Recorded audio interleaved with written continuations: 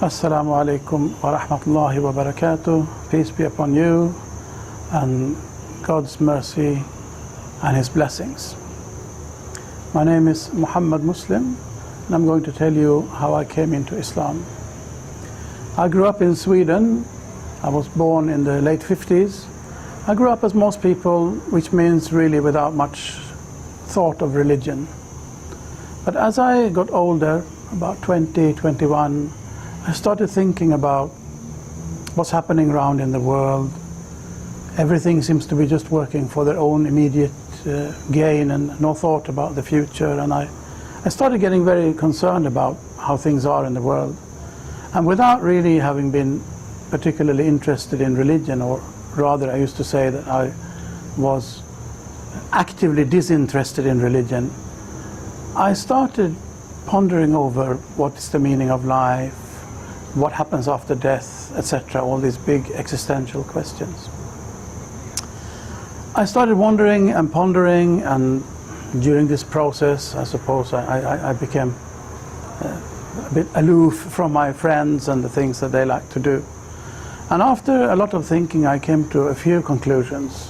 One was that there has to be one truth. It cannot be, as some philosophers say, that what every person thinks, that's true for him or herself.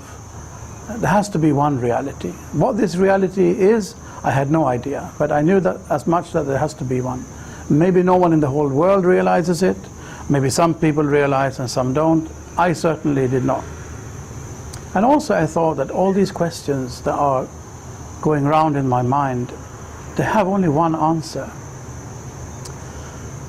And this one answer will be so simple that 1 and 1 makes 2. It has to be simpler than that. But after this, it was as if there was a barrier. I could not get any further just by thinking and pondering and wondering by myself, as if I needed some outside assistance. There was a wall that I could not scale. Anyway, during this process, I also quit college for the 4th time, and I went to the north of Sweden where my sister and brother-in-law had a farm. They were trying to live original lifestyle. They used to call them the green wavers, like the green wave. There was a green wave in the 70s, people trying to get back to a more natural way of life. So they had this goat farm in the north of Sweden, living a very traditional, old-fashioned life. I went there to live with them and found a little cottage up in the forest on a mountain and started living there all by my own. Ever so often I'd come to my sister for some company and some food. And one day when I was sitting in my sister's house, this man walked in through the door. And he had a big beard, an enormous turban on his head. And it was something I'd never seen the like of. I had never really heard about Islam. If someone would have asked me, what is Islam, or who is Muhammad, what is the Quran, I would have had no idea what to answer. Anyway, this man came in and we started talking and chatting a bit, and to make a rather long story short, when I was going up to my little cottage in the evening, he followed me. Now this was near midsummer in the north of Sweden in 1980. And through this very short and bright summer's night, this man started telling me about Islam. I don't really remember what he said, but I do remember the impression that he left me with. I got this impression that this man, who was rather older than I was at that time, I was 21, he was in his maybe early or even late 40s. I was almost compelled to ask him that you have lived in this country for such a long time, how come you can have such a soft heart? Now this must be rather a strange question to ask someone that you have known for a total of a few hours, but his answer was even more strange, because he said, I don't know if I can explain it, but maybe I can show you. And he stood out there in my little room. There was only one room really in the cottage. He stood up there in my cottage and without any hesitation said the Islamic call to prayer, the adhan. And then he started saying his prayers. I realize now it must have been the morning prayers. Having talked through the night, this was time for the morning prayers. And as I was sitting there on my little kitchen, traditional Swedish kitchen settee, of a wooden settee, I was sitting there cross-legged in a corner of the settee, and he was now praying in front of me, showing me how to keep your heart soft in this harsh and cold world. But it was so powerful, it was overawing. Out of awe, I was not even able to watch. I had to lower my gaze. So I'm sitting there in the settee with my gaze lowered, and he is praying there in front of me.